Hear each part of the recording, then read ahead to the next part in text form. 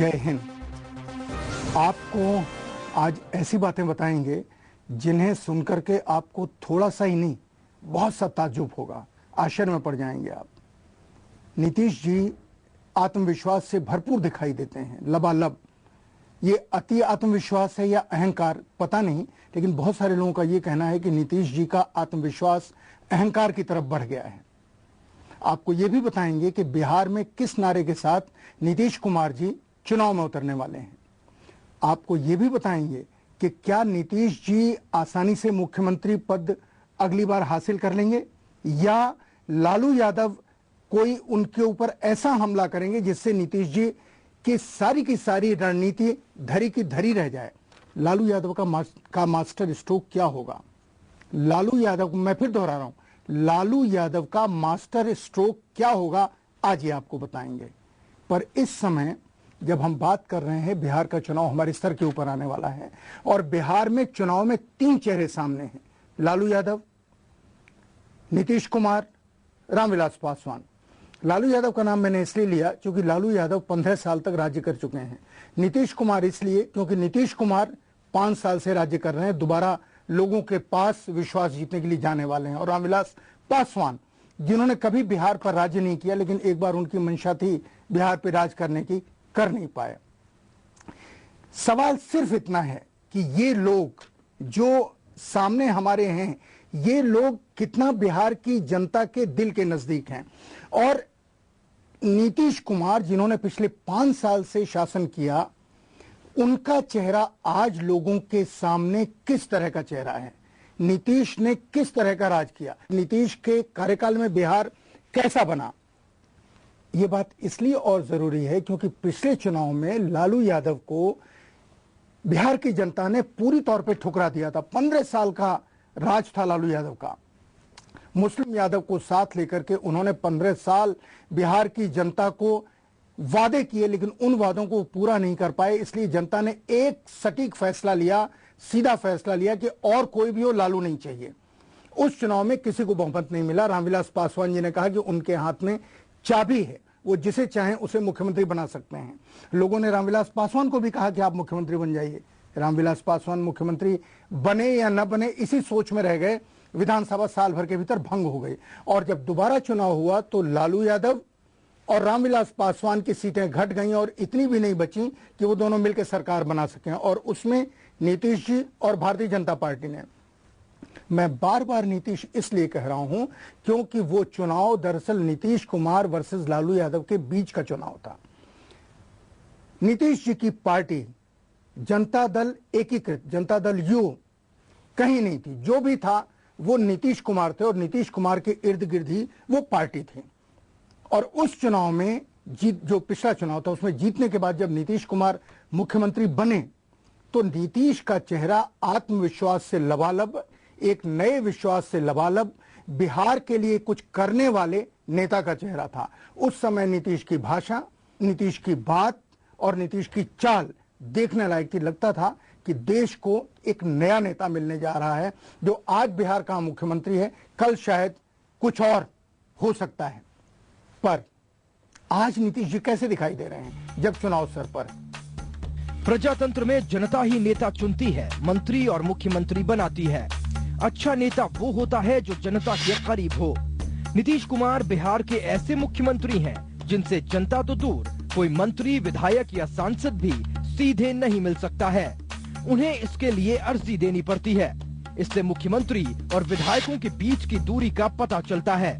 और दूसरा ये कि हालात इस कदर खराब हो गए हैं कि विधायकों को वक्त नहीं मिलने का अब उन्हें कोई अफसोस भी नहीं होता है। विधायकों ने ये मान लिया है कि नीतीश बदल गए हैं। जब नीतीश कुमार मुख्यमंत्री बने थे तब वो ऐसे नहीं थे। नीतीश में सत्ता का जरा भी रौब नहीं था। गपशप दरबार लगा करता था जिसमें पार्टी के छोटे बड़े कार्यकर्ता और सरकार से जुड़े लोग शामिल होते थे। इसमें साधारण लोग भी शरीक होते थे। कोई रोक टोक नहीं थी और हंसी मजाक का दौर भी चलता था। आज नीतीश के आसपास कार्यकर्ताओं के ठहाके नहीं सुनाई देते। अब मुख्यमंत्री निवास में इस तरह के दरबार नहीं लगते। लोग वहां जाने से डरते हैं। पता नहीं कौन सिपाही या अधिकारी उनकी इज्जत उतार दे। नीतीश कुमार अपने शुरुआती दिनों में जनता और नेताओं के काफी करीब थे। जब वे मुख्यमंत्री बने थे तब कार्यकर्ता दरबार लगता था। हर मंगलवार को पार्टी ऑफिस में कार्यकर्ताओं से सीधे मिलते थे। समय के साथ मिलना जुलना कम होता गया और धीरे धीरे पूरी तरह बंद हो गया। आज हालात ये हैं कि नीतीश इतनी खरी खोटी सुनाते हैं कि नेता और कार्यकर्ता सही बात कहने से डरते हैं। नीतीश का दरवाजा पहले आम जनता के लिए भी खुला था। हर सोमवार को जनता दरबार लगता था। सुबह सुबह अपनी समस्याओं को लेकर लोग उनसे मिलते थे। नीतीश उन्हें निराश भी नहीं करते थे। उसी वक्त वो फोन कर मामले का निपटारा करते थे। अब मुख्यमंत्री जी के तेवर बदल गए हैं, प्राथमिकताएं बदल गई हैं, इसीलिए जनता दरबार का चरित्र भी बदल गया है। जनता दरबार से जनता गायब हो गई है। अब पटना में जनता दरबार लगना भी बंद हो गया है। अब जिस शहर में होते हैं, खाना पूर्ति के लिए दरबार लग जाता है।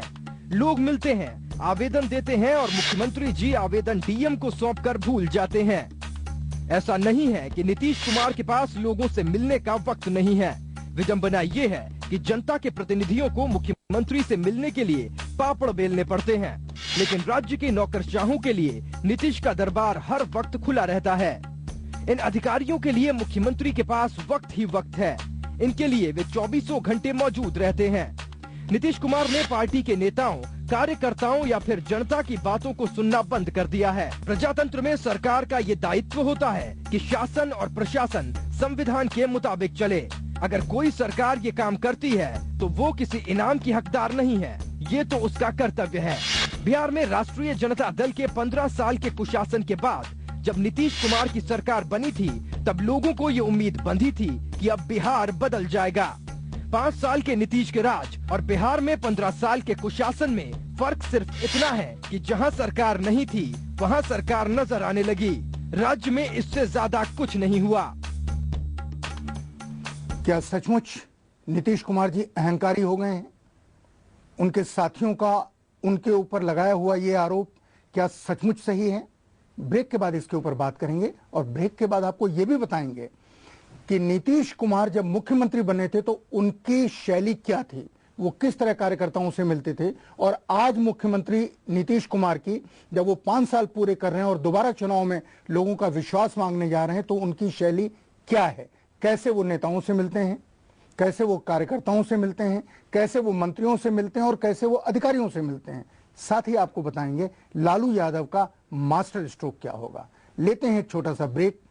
ब्रेक के बाद वापस लौटेंगे तो इन सारी बातों के ऊपर से पर्दा हटाएंगे।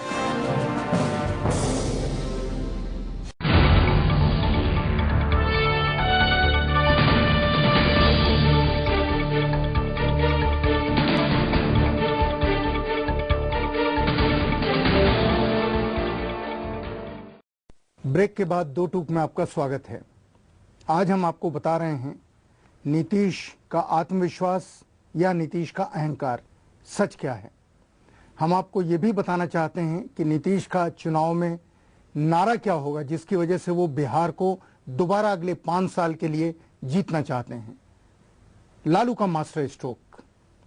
नीतीश के इस चाल के जवाब में लालू का जवाब क्या होगा ये आपको आज हम बताएंगे।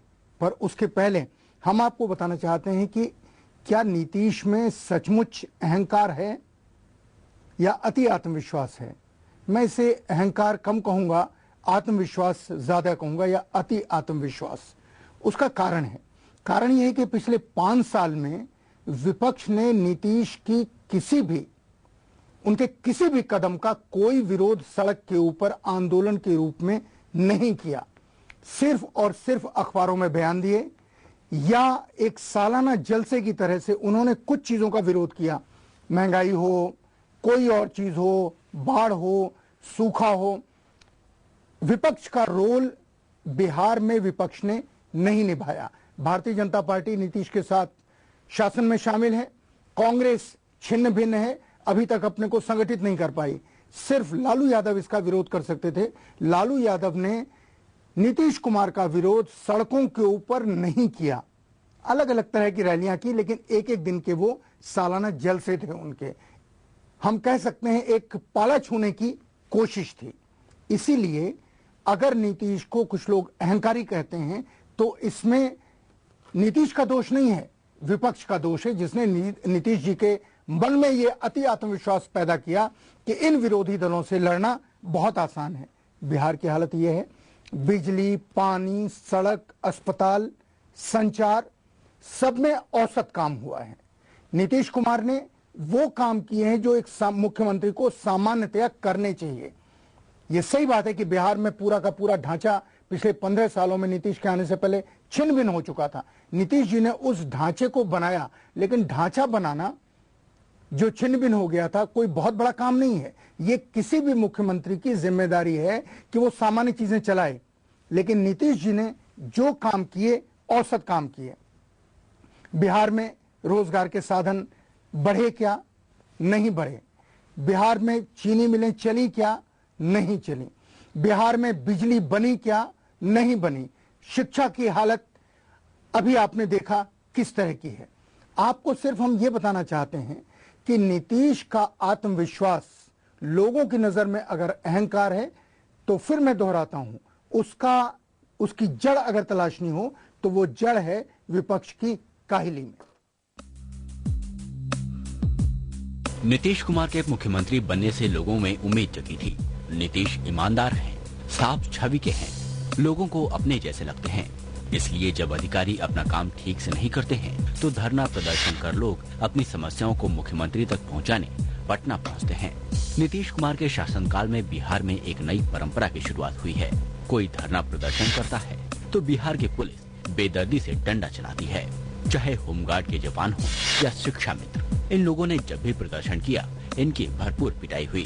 बिहार में विरोध कर रहे उर्दू और संस्कृत के शिक्षकों को भी दौड़ा दौड़ा कर पीटा गया। स्वास्थ्य सेविका और पंचायत प्रतिनिधि जो ग्रामीण और सुदूर इलाकों में काम करते हैं, उनके शरीर पर भी पुलिस का डंडा टूटा।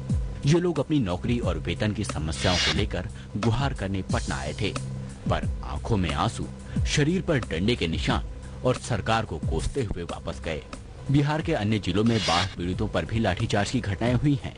पटना में मीडिया और टीवी कैमरों के डर से पुलिस व अधिकारियों का अत्याचार थोड़ा कम भी होता है। अगर विरोध प्रदर्शन छोटे इलाके में हो, पानी बिजली की समस्या को लेकर कहीं लोग रोड जाम कर दें या सरकार के खिलाफ नारेबाजी करें, तो पुलिस फौरन अंग्रेजी हुकूमत की याद दिला देती है। जमकर लाठियां चलती हैं और प्रदर्शनकारियों को जेल भेज दिया जाता है। महंगाई के मुद्दे को लेकर कम्युनिस्ट पार्टी ऑफ इंडिया के विरोध प्रदर्शन को बलपूर्वक कुचला गया। अब तो आलम ये है कि विधानसभा में विधायकों को भी नहीं छोड़ा जाता है। लगता है बिहार में विरोध प्रदर्शन कब से गैर कानूनी हो गए हैं।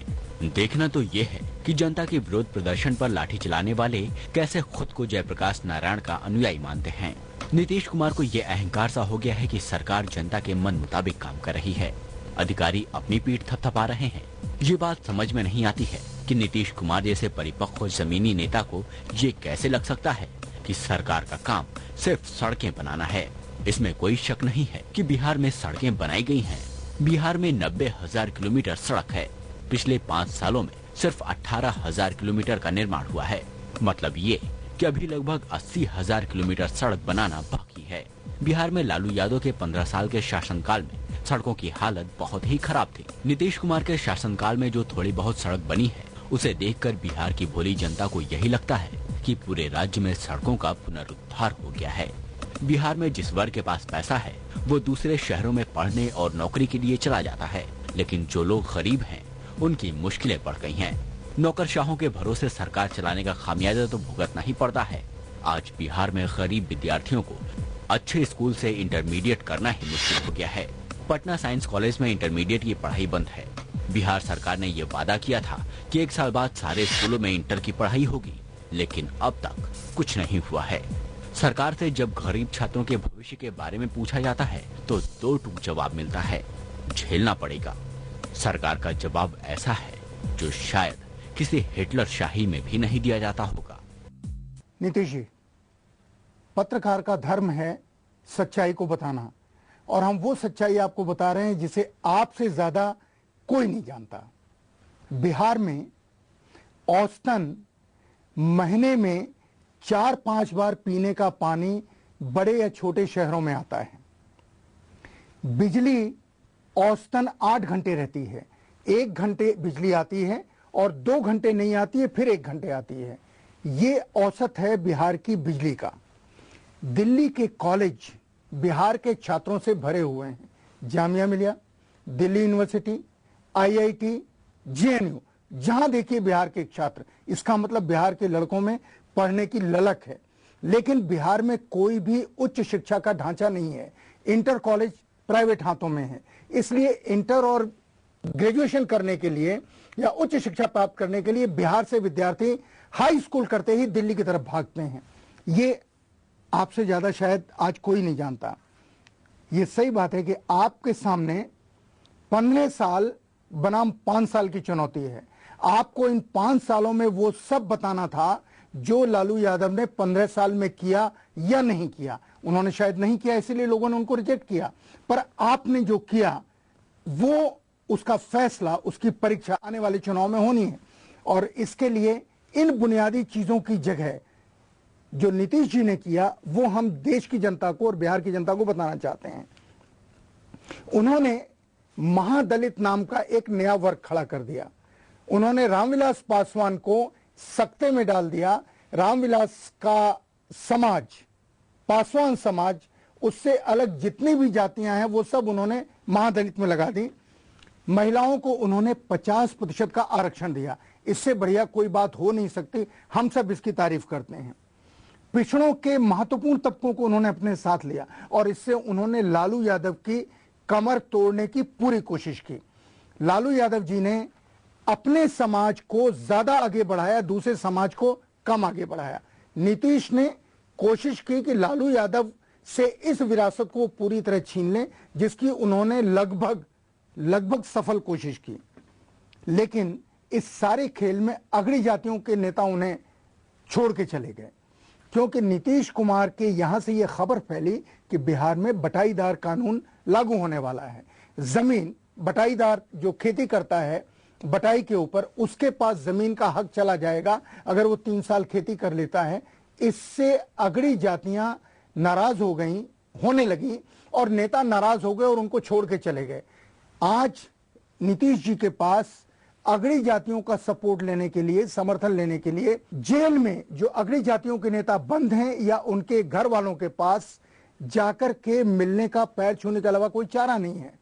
पता चला है कि अभी 3 दिन पहले एक बड़े नेता नीतीश के मिले हैं जाकर के और उनको वादा किया है आनंद मोहन जी को कि आप राजपूतों का सपोर्ट हमको दिलवाइए, हम आपको, अगर ये चीजें आप मान लेते हैं, 10 से 15 लोगों को टिकट दे देते हैं तो हम आपका समर्थन कराएंगे। मुझे नहीं पता क्या होगा, लेकिन ये खबरें हमारे सामने आ रही हैं। गांव में पीने का पानी मिले या न मिले, लेकिन आपको चिल्ड बियर जरूर वहां मिल जाएगी। और वो दुकानें बड़ी शान शौकत से, बहुत नफासत से सजी हुई आपको कहीं भी नजर आ जाएंगी, किसी भी पंचायत में। इसमें 5,000 करोड़ का घोटाला हुआ, ऐसा उन्हीं के आबकारी मंत्री जमशेद अशरफ ने आरोप लगाया।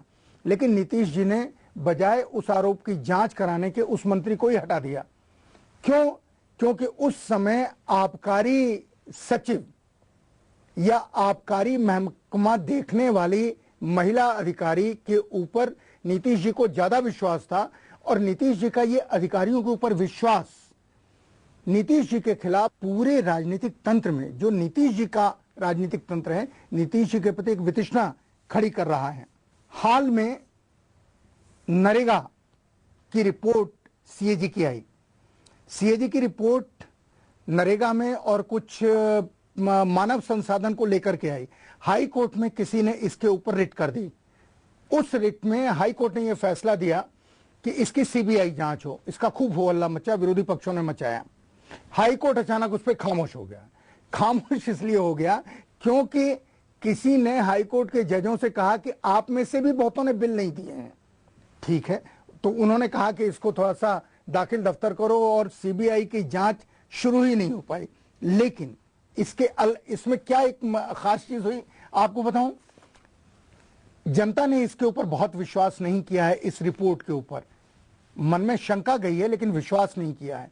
पर नीतीश कुमार जी अधिकारियों के कितने हाथ में है ये रिपोर्ट मेरे पास है, जिसमें 2007 से लेकर के नरेगा को लेकर के जितनी शिकायतें हुई हैं और बड़े लोगों ने शिकायतें की हैं, सांसदों ने की हैं, पूर्व सांसदों ने की हैं, जनप्रतिनिधियों ने की हैं, ग्राम पंचायतों ने की हैं कि इस तरीके से गड़बड़िया भ्रष्टाचार हो रहा है। हमारे पास पूरे देश की सूची है। इसका तरीका यह है कि जहां शिकायतें होती हैं, केंद्र सरकार राज्य सरकार को भेज देती है, राज्य सरकार केंद्र सरकार को उसका जवाब भेजती है कि हम इसके ऊपर ये कार्रवाई कर रहे हैं। लेकिन बिहार का खाना, ये बिहार का खाना है, ये बिल्कुल खाली है। किसी अधिकारी ने कोई जवाब देने की जहमत नहीं उठाई, कोई जवाब देने की कोशिश नहीं की, क्योंकि उसको जनता से कोई लेना देना है ही नहीं। और अगर नीतीश कुमार का विश्वास उसके ऊपर है तो वो क्यों जवाब दे? उसने जवाब ही नहीं दिया कि कोई कार्रवाई नरेगा की शिकायतों के ऊपर हुई भी या नहीं हुई है। अब हम आपको बताना चाहेंगे कि नीतीश कुमार का बिहार में अगले चुनाव में सामना करने का नारा क्या है। एक छोटा सा ब्रेक लेते हैं और ब्रेक के बाद वापस लौटेंगे और फौरन आपको बताएंगे नीतीश कुमार का चुनाव जीतने का नारा क्या है और लालू यादव का मास्टर स्ट्रोक क्या है।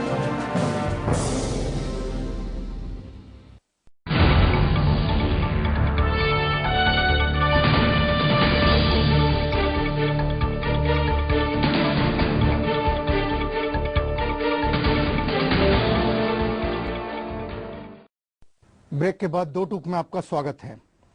नीतीश मुसलमानों का कम से कम 20% वोट तोड़ना चाहते हैं और इसके लिए उन्होंने वरुण गांधी और नरेंद्र मोदी को निशाने पर रखा है। हालांकि वरुण गांधी और नरेंद्र मोदी बिहार में आके दंगा नहीं करेंगे, लेकिन उन्होंने उनका चेहरा दिखा करके बिहार के मुसलमानों को अपने पक्ष में लाने की रणनीति बनाई है। पर नीतीश की एक खास बात यह है कि नीतीश ने पिछले 5 साल में मुसलमानों के मन में अपने लिए नफरत नहीं पैदा होने दी। नीतीश का नारा है बदल गया बिहार। इसकी तैयारियां शुरू हो गई हैं। ठीक उसी तरह जैसे शाइनिंग इंडिया अटल बिहारी वाजपेयी ने लगाया था, उसके पीछे प्रमोद महाजन, लाल कृष्ण जी आडवाणी और अरुण जेटली थे। आज नीतीश कुमार जी पता नहीं किसकी सलाह पर बदल गया बिहार नारा लगाने वाले हैं और इसको लेकर के वो लोगों से कहने वाले हैं कि मैं बिहार में मेरे जितने बचे हुए काम हैं, सड़कें मैंने इतनी बनाई, इतनी बनानी बाकी है, वो मैं अब पूरा करूंगा।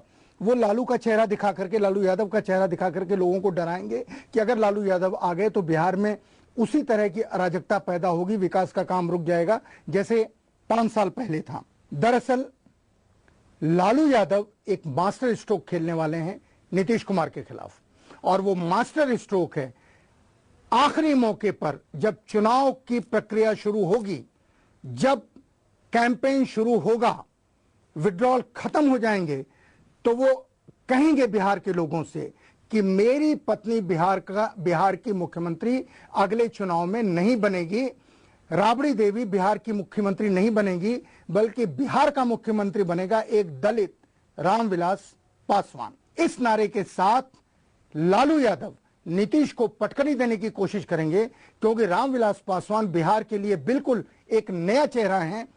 रामविलास पासवान कभी बिहार की राजनीति में रहे नहीं हैं और रामविलास पासवान के ऊपर मुसलमानों का भी भरोसा है। ये तीनों, लालू, रामविलास जी और नीतीश जी, ये तीनों जयप्रकाश जी के शिष्य रहे हैं और जयप्रकाश आंदोलन में तीनों ने मिलकर के एक नारा लगाया है, सच कहना अगर बगावत है तो समझो हम भी बागी हैं। दोहराता हूं मैं, सच कहना अगर बगावत है तो समझो हम भी बागी हैं। सच कहना, दो टूक कहना। हम सच कहते हैं और दो टूक कहते हैं। जय हिंद।